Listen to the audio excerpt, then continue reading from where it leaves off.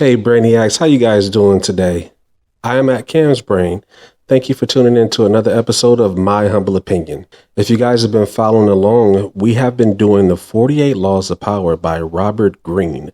We've been taking a law of power per week and having a conversation about this every Sunday at 8 p.m. If you guys are new here, thank you very much for following along. Hopefully you guys like what you hear. If you do, remember to like, comment, and subscribe. Make sure you leave your opinion also in the comments below. But yeah, today we're going to be talking about the seventh law of power. The seventh law of power is get others to do the work for you, but always take the credit. So this one is pretty self-explanatory. Again, I find myself starting the podcast off by saying, hey, listen, not everybody is going to like the context of this book. A lot of people do not like the concept of the 48 laws of power because they feel like it teaches you to manipulate others. And how I start off every podcast, I always say that that's okay. Because at the end of the day, we live in real life, right? We live in a world where things are not pretty. You have to be very aware of how somebody else would treat you. So just because you read this book, it doesn't necessarily mean that you have to apply this into your character. What it means is you have to be able to be aware of other people and how they will apply it to their character towards you and how it relates or translates to you as an individual, whether it be spiritually, financially, or even in a relationship. You have sometimes when you have a significant other, and that person realizes that they can get you to do everything for them and take the credit, or they can just get you to do things that they don't want to do. And that's why they're in a relationship with you. Right. And in business, if you're working a new job, an old job, or you're starting your own company or anything like that, you have to be aware of who you hire. You have to be aware of who your coworker is. Right. Like you have some people that will pick you because they know they can get over on you. And then they also know that they can, tell you or get you to do certain things because of your character. Sometimes being a good person is a struggle. If you ask me what this parable means, to me, it means the complete opposite. I feel like it means that I have to delegate. I feel like this is saying pick the right people that is going to be a part of your life, that is going to be a part of your business, that is going to be a part of your company to run things for you. At the end of the day, if you want to be a successful person, you're going to have to realize that you can't do everything on your own, right? So you have to be able to be around or hire like-minded people that would do things the way you would do them in order for things to get done, essentially how you would want them done. Sometimes, people feel like it's not going to get done right unless they do it themselves. But for me, this parable is literally saying, hey, find someone like yourself. That way, if you're able to train this person the way you want them to be trained, or if you're able to be around this person and be a part of what they're doing, when they reach a certain level of success, you will also reach a certain level of success. So I don't necessarily look at it in a manipulative way. I look at it in the concept of only be around like-minded people, only associate myself with somebody who would do things the way I would do it.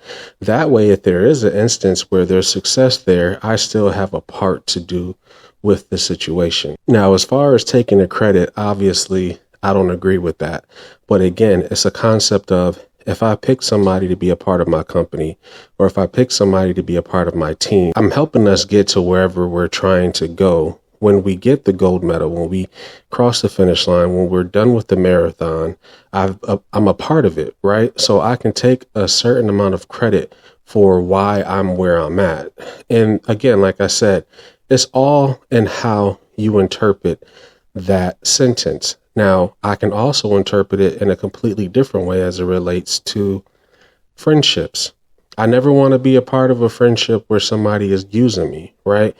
When I was younger, I talked to a gentleman and he said to me, you're going to have a few select type of friendships. One friendship is going to be a friendship of common interest.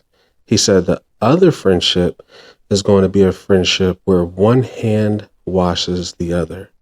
And the third friendship is going to be a friendship that is childlike, somebody that you will do things for, that will do things for you no matter what. He said, these are the three types of relationships that you'll always have in a friendship. And he said, what you have to remember is every time you meet somebody, they're going to be one of those three things. So for me, a way that I make sure I'm not getting taken advantage of is by looking at relationships in that way as it relates to having a friend. Is this a friend that I share a common interest with? Somebody I can go play baseball with or basketball with or go to a football game? Is this a friend that if I help him, he'll help me? If I invest in something, maybe he'll invest in something, and so on and so forth? Or is this a friend where I'll give him the shirt off of my back and we will share our last dollar together no matter what, and only consider obviously our family and then each other and next. So that's how I translate that as it relates to a personal relationship.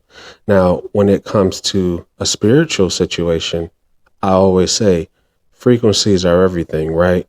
So at the end of the day, I'm going to make sure that if I don't feel right around someone, it's just not going to happen. I'm not going to allow myself to continue to have a conversation with you if I feel like I'm going to be placed in a position where I'll be used and then you're going to take credit for something that you've used me for. But I think it's a lot of different ways that you can interpret this. And I think it's all determined on what situations you're going through in life. But you guys make sure that you leave a comment down below. Let me know how you feel about this. If you disagree or you agree with me or you have a whole different standpoint on this. Let me know if you think it's important to use somebody. I don't think I've ever been in a position where I felt like it's important to use someone and then take the credit. Not saying that I'm a perfect person. It's just, I guess it's the type of person that I am or that you are, where you wouldn't put yourself in a position where you would, use somebody and take the credit. Now, I have been in a situation where I did a lot of work and somebody took the credit. And I don't know. Personally, it didn't feel good, right? But in business, it didn't matter to me because I still got paid, right?